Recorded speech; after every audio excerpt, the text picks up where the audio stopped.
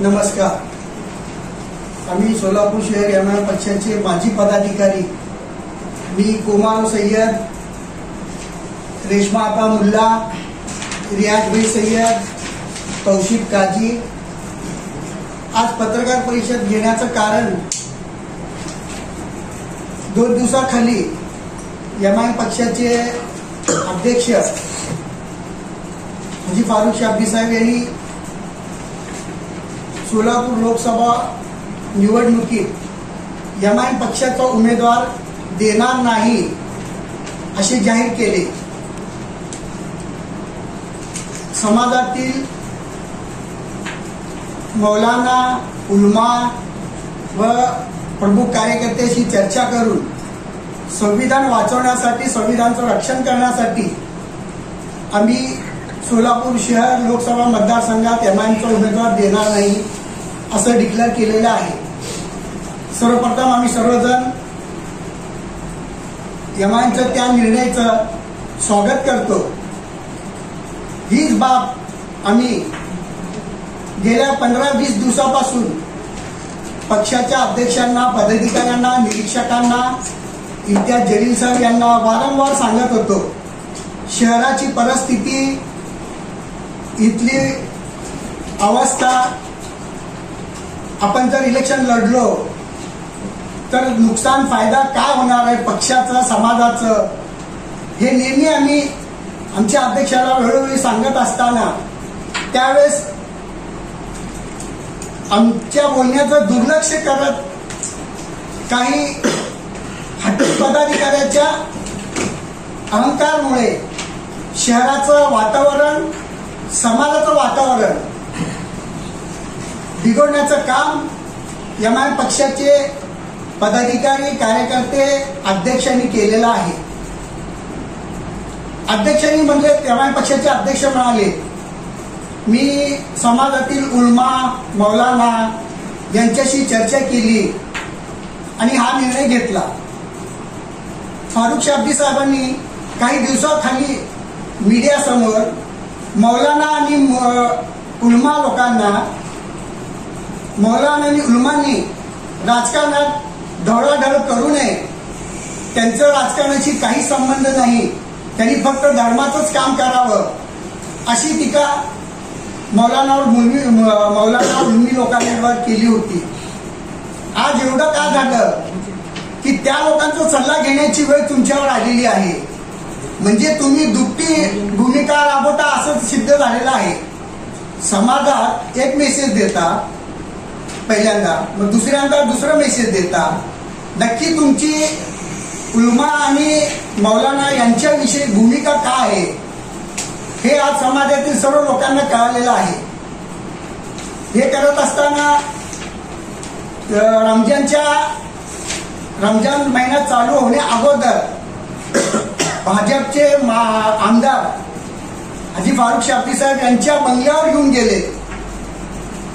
त्यांच्याशी तुमची काय चर्चा झाली हेही समाजासमोर येणं गरजेचं आहे. कारण त्याच्यानंतर तुमची इलेक्शन लढवण्याची यंत्रणा चालू झालेली आहे. हे एक समाजात सोयी आहे. त्यानंतर रमजानच्या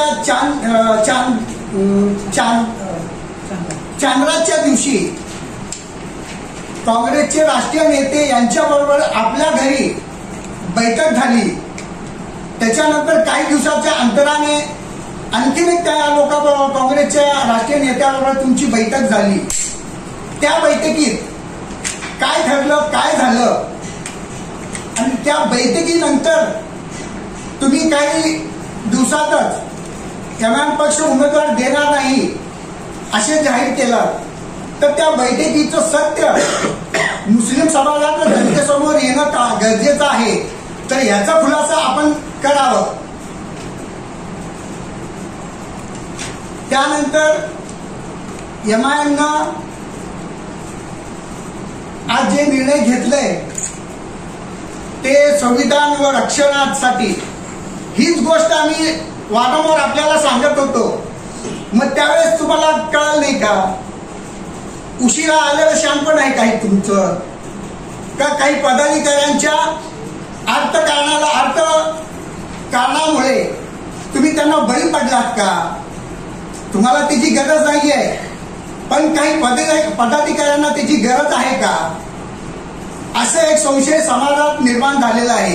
ह्याचाही खुलासा हाजी फारुख शाब्दी साहेबांनी मुस्लिम समाजात व जनतेत करावं अशी आमची एक विनंती आणि मागणी आहे. फारुख शाब्दी साहेबांना विचारला तर आपल्याला कळत नाही. तुम्ही सांगा ना सर, तुम्ही आरोप करताय ना सर, तर तुम्ही सांगा ना तुमच्याकडे काय पुरावे आहेत. आमच्याकडे त्यांनी उत्तर देऊ दे. आता आम्ही सांगितलंय ह्याचं त्यांनी उत्तर देऊ दे, आम्ही पुरावे देऊ.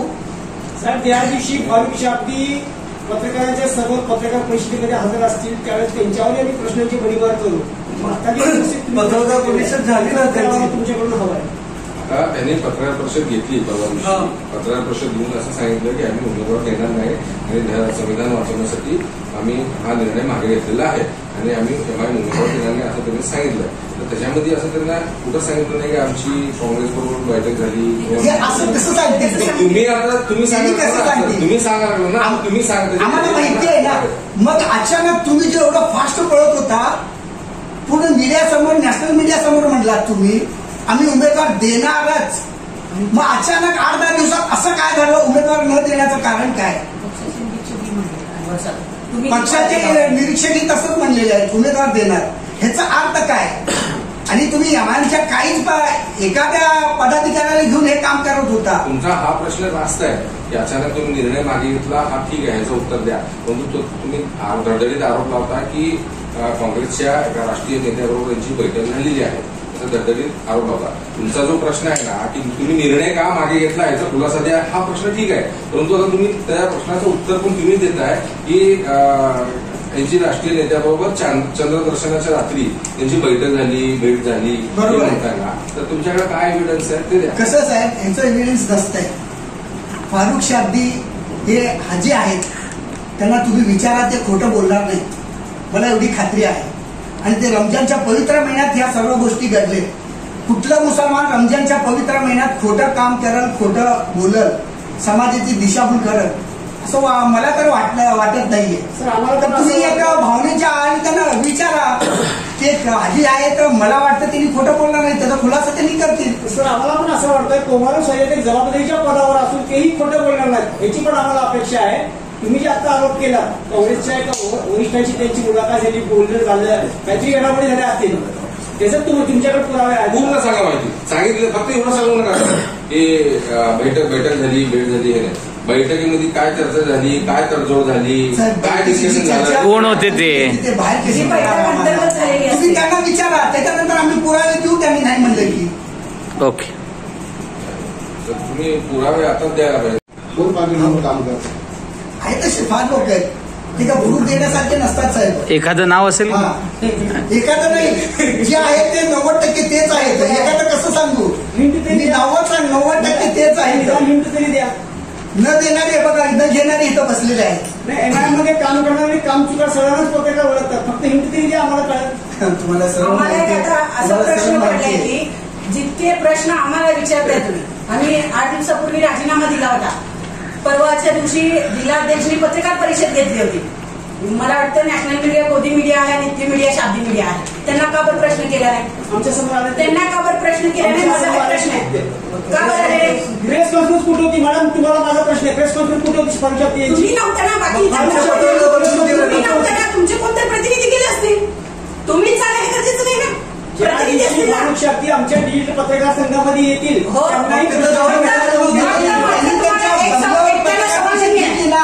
एकट्याला सवाल नाही, इतर पत्रकारही होते तिथं.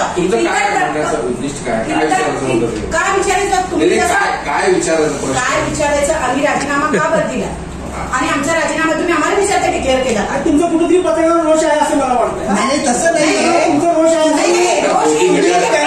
त्यांचं मत असेल, तुम्ही त्यांना आम्हालाही द्या अशी आमची विनंती आहे. आपल्याला गोदी मीडिया आम्ही जर कार्यकर्ते आहात, आम्ही एक सामान्य कार्यकर्त्यांना तुम्ही एवढं विचारू शकता, म्हणजे मोठ्या नेत्याला नेतृत्व करणाऱ्याला तुम्ही का बरं प्रश्न विचारत नाही? नेतृत्व करणारा तुमचा नेता पळ तुमच्याविषयी काय नंतर काय प्रश्न राजीनामा दिल्यानंतर ते अर्ध्या दिवसानंतर बघा साहेब, आम्ही जे राजीनामा दिलं 10 दिवसाअगोदर त्याच्यामुळे त्यांनी हे निर्णय घेणं भाग पडलं त्या पक्षाला आणि त्या नेत्यांना. आमच्या राजीनाम्यामुळे साहेब असं देखील चर्चा आहे, ऐका की साहेब, अशी देखील चर्चा आहे शहरभरात की जे पत्रकार परिषद तुम्ही जे घेताय ते काँग्रेसवाल्याकडनं घ्यायला तुम्हाला भाग पाडण्यात येतोय, असं देखील चर्चा आहे. त्याबद्दल काय तुमचं मत वगैरे? कसं साहेब, आम्ही एका बापाची औलाद आहोत. जिथं खाल्लं तिथं इमानदार राहणार असे राहणारे 2 बापाची औलाद असतात, तर त्यापैकी आम्ही नाहीये. आता अजून एक प्रश्न आहे साहेब तुम्हाला. तुम्ही मला मगाशी म्हणला होता ईदच्या चांद्या दिवशी काँग्रेसच्या काही नेतृत्वाच्या अधिकाऱ्यांसोबत फारुख शाब्दी यांची किंवा इमानच्या पदाधिकाऱ्यांची 2दा बैठक झाली. तुम्ही फक्त एकच बैठकीचा उल्लेख केला, दुसरी बैठक कधी झाली तुम्ही नीट वाचला नाही सर. चांद्र्याच्या दिवशी एक बैठक झाली, त्याच्यानंतर काही दिवसाच्या अंतरानंतर आणखी त्यांची बैठक झाली. तुम्ही एकच बैठकीचा उल्लेख केला, 2 बैठक झाली, दोन्ही निर्णय केले. सर बैठकीमध्ये काय चिरीमिरीचा प्रकार दिसतोय का? म्हणजे काय तुम्हाला काय माहिती आहे काय? साहेब कसं आहे, चिरीमिरी फारुख शाब्दी साहेबांना गरज नाहीये. तो फार मोठा माणूस आहे, मन पण मोठं आहे त्या माणसाचं. पण आमच्या काही लोकांना गरज आहे. आता तुम्ही विचारता नावं सांगा. आता मी तुम्हाला सांगतो नाव. काही बालाजी सरोवरला गेले होते, त्याच्यातलेच काही लोक आहेत. तिथं जाण्याचं कारण काय? त्यांची धडपड काय होती? ज्या टायमाला लोकसभेला MIM उमेदवार दिला त्या टायमाला आपण फारुख शाब्दीवर टीकेची झोड केली होती. आता MIM लोकसभेला उमेदवारी देणार नाही म्हणल्यानंतर आपण स्तुती करताय, आपण त्या निर्णयाचं स्वागत करताय. स्वागत केलं साहेब, स्तुती नाही, स्वागत. चांगल्या कामाला स्वागत करायला पाहिजे. जिथं चुकलं म्हणून आम्ही बाहेर पडलो. जिथं चांगलं केलंय, उशिरा झालं, श्याम पण उशिरा सुटलं, पण केलंय. एकीकडे टीका करताय, दुसरीकडे स्वागत करताय, याचा अर्थ काय घ्यायचा? त्याचा अर्थ काही घेऊ नका. चांगल्या कामाला चांगलंच म्हणायचं, वाईट कामाला वाईटच म्हणायचं. स्वागत करून मग MIM पुन्हा प्रवेश करणार. आता हे बघा साहेब, आम्ही एवढे दिवस झाला वेट अँड वॉच केलं, एक शब्द त्यांनी बोलले नाहीत आमच्याबद्दल, आणि तुम्ही आमच्याबद्दल काही शिफारस केला नाही आणि विचारत पण नाही. तुमची शिफारस तुमची मंजुरी असेल केलं नाही असं म्हणणं आहे तुमचं. तुम्ही आमच्यावरच आरोप करतात, आम्ही काय म्हणतो शिफारस नाही सर. तुम्ही त्यांनाही प्रश्न विचारायला पाहिजे होतं ना, ज्यावेळी त्यांचा राजीनामा तुम्ही मंजूर केलात का? ज्यावेळेस याच्यानंतर तुम्ही त्यांना घेणार आहात का? ज्यावेळेस आमच्या स्टुडंट आम्ही त्यांना 100% विचारणार. आम्ही विचारणार, त्यांच्या घरी जाऊन विचारायला काही हे नाही आम्हाला. तुम्ही मीडिया शाब्दी मीडिया म्हणून नाव दिलं, हा नाव तुम्हाला कुणी सुचवलं सर? जे बंगल्यावर गेले त्यांच्यासाठी बंगल्यावर आमचाही प्रतिनिधी गेला होता. आमचाही प्रतिनिधी विचारून घ्या. जेवढे प्रश्न इथं विचारतात तेवढेच प्रश्न कार्यकर्त्याला एवढा